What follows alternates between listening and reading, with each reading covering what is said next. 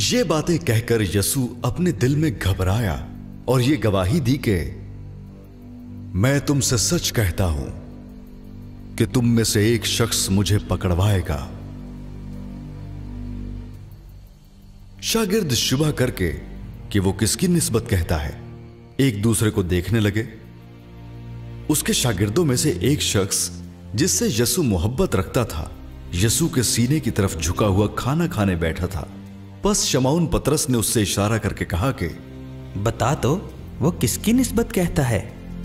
उसने उसी तरह यसू की छाती का सहारा लेकर कहा कि ए खुदावंद, वो कौन है?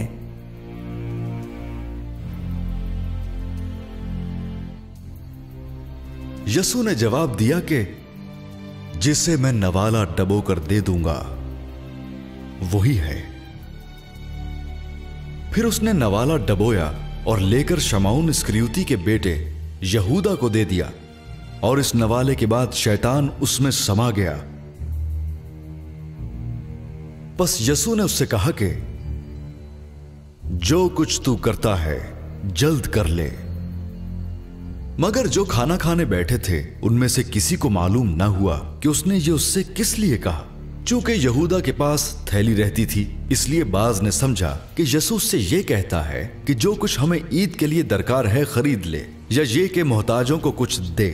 बस वो नवाला लेकर फिल फौर बाहर चला गया, और रात का वक्त था।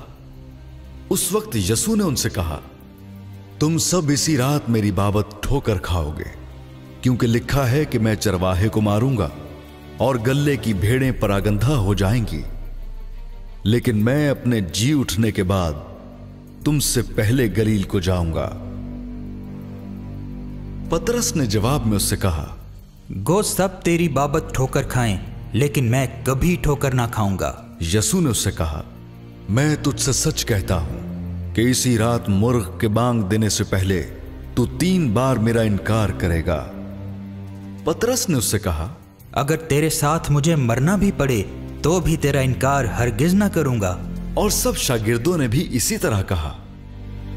और वो खा ही रहे थे कि उसने रोटी ली और बरकत देकर तोड़ी और उनको दी और कहा, लो ये मेरा बदन है।